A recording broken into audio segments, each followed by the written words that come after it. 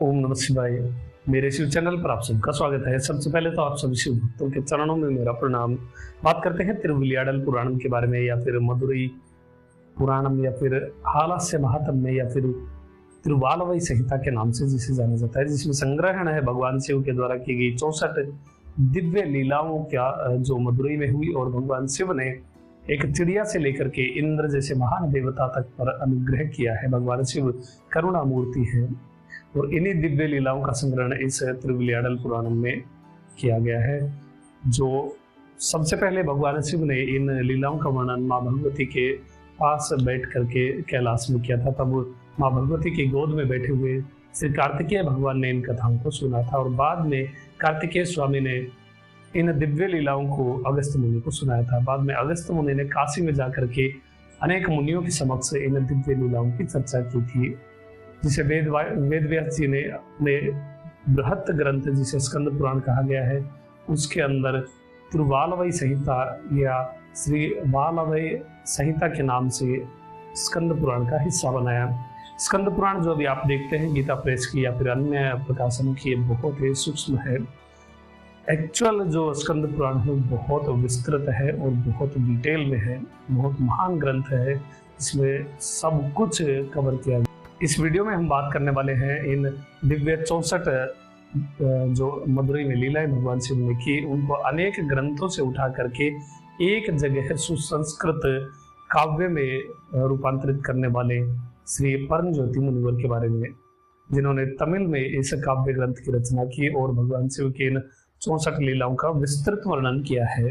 बाकी ये अन्य जगह पर सूक्ष्म रूप से थी, और इसका आदेश स्वयं माँ भगवती आदि शक्ति माँ मीनाक्षी, जो कि मदुरई की मालकिन है, मदुरई की अधिष्ठात्री देवी हैं, उन्होंने स्वप्न के माध्यम से परम ज्योति मुनिवर को आदेश दिया था।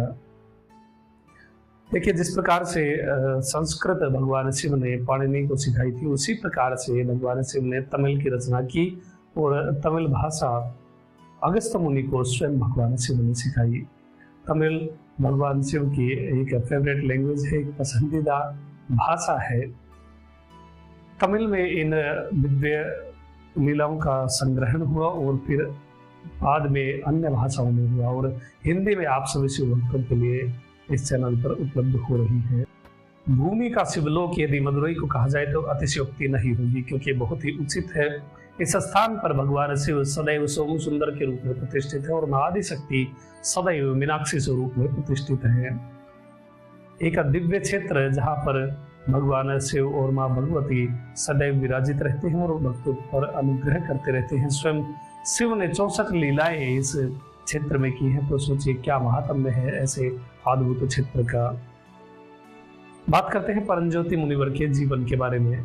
परम ज्योति मुनिवर का जन्म एक निष्ठावान शैव परिवार में हुआ। तिरुमरेक्काडु नामक स्थान पर मीनाक्षी सुंदर देसीगर के घर पर ये पुत्र रूप में उत्पन्न हुए। इन्होंने अपने पिता से ही दीक्षा ग्रहण की और तमिल और संस्कृत शैव ग्रंथों का इन्होंने अध्ययन किया। वेदों के साथ साथ इन्होंने शैव आगम ग्रंथों का, तिरुवाचकम और तेवारम का भी अध्ययन किया। भारतम जैसे महान ग्रंथों का अध्ययन किया, और साथ ही इन्होंने संगीत की भी शिक्षा ग्रहण की और एक अच्छे गायक बने।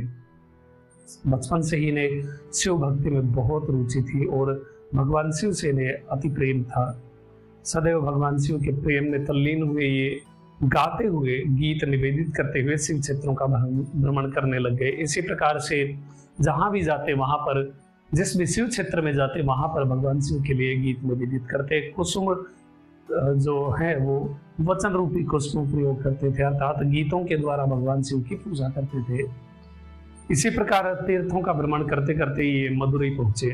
मदुरई में जब इन्होंने मीनाक्षी सुंदरेश्वर का दर्शन किया, इसके बाद इन्हें परम आनंद की प्राप्ति हुई।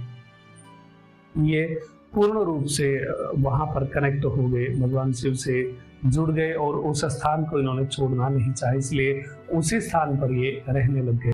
इसी प्रकार से वो मीनाक्षी सुंदरेश्वर की सेवा में रहने लग गए, वहीं रहते, वहीं भगवान के लिए गीत निवेदित करते और भगवान के दर्शन करते। इसी प्रकार जब एक बार वो मंदिर में दर्शन करके बाहर निकल रहे थे, उसी समय उन्होंने एक दिव्य शिव योगी को देखा। शिव योगी साक्षात शिव स्वरूप होते हैं, ये सभी शिव भक्तों को समझना चाहिए। एक शिव भक्त, एक शिव योगी, ये सदैव चलते फिरते शिव होते हैं, इसलिए सदैव पूजनीय और प्रणाम करने योग्य होते हैं।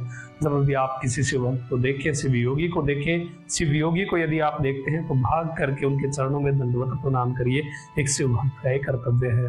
और एक शिव भक्त को जब आप देखते हैं तो उन्हें अवश्य ही प्रणाम करना चाहिए।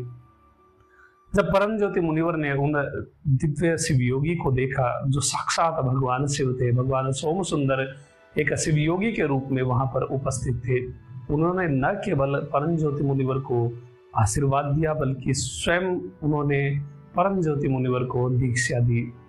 क्या सौभाग्य है परम ज्योति मुनिवर का। और ऐसे सौभाग्य के लिए एक निष्ठा, एक समर्पण भाव आवश्यक होता है, भगवान के लिए अतिशय प्रेम होना आवश्यक होता है, इसलिए ऐसा सौभाग्य प्राप्त होता है। स्वयं भगवान शिव ने शिव योगी के रूप में परम ज्योति मुनिवर को दीक्षा दी और उन्हें ज्ञान उपदेश दिया। जब भगवान वहां से चले गए, अंतर्ध्यान हो गए, तब नगरवासियों को जब भगवान शिव की उपस्थिति का आभास हुआ तो वहां पर भीड़ इकट्ठी हो गई और परम ज्योति मुनिवर को उन्होंने सभी नगरवासियों ने प्रणाम किया, राजा ने भी प्रणाम किया और सभी ने, जो वहां पर कुछ विद्वान शैव थे, उन्होंने आग्रह किया परम ज्योति मुनिवर से कि वो मदुरई में हुई इस प्रकार की दिव्य 64 लीलाएं भगवान जब जब इस भूमि पर अवतरित हुए हैं उन सभी लीलाओं का वो वर्णन करे। ये कार्यभार परम ज्योति मुनिवर ने स्वीकार किया और भगवान सोम सुंदर की आज्ञा मांगी। तब माँ भगवती ने स्वयं परम ज्योति मुनिवर को इन 64 लीलाओं को तमिल काव्य में रचना करने के लिए आदेश दिया और शिव आशीर्वाद से परम ज्योति मुनिवर ने इस कार्य को पूर्ण किया और एक ग्रंथ में तमिल काव्य में 64 लीलाओं को विस्तृत वर्णित किया और फिर सभी लोगों को साथ में लेकर के मदुरई का जो मंडपम है, जो मंदिर परिसर का मंडपम, वहां बैठ करके राजा भी वहां उपस्थित थे, पूरी प्रजा उपस्थित थी, वहां सबके समक्ष उस दिव्य ग्रंथ का वर्णन किया, उन्होंने दिव्य लीलाओं को सुनाया।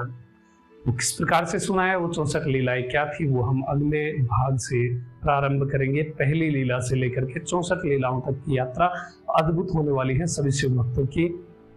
और जो शिव भक्त नए जुड़े हैं वो चैनल्स को अवश्य ही सब्सक्राइब करें और अन्य शिव भक्तों तक भी पहुंचाएं ताकि वो भी इस दिव्य यात्रा का आनंद उठा सके। तो ये थी जानकारी तिरुविलियाडन पुराणम के रचयिता, एक काव्य संग्रहण के द्वारा एक दिव्य काव्य की रचना करने वाले परम ज्योति मुनिवर के बारे में। अभी तक के लिए इतना ही। आपका दिन शुभ हो, महादेव कृपा करे। अरुणाचल शिव, ओम नमः शिवाय।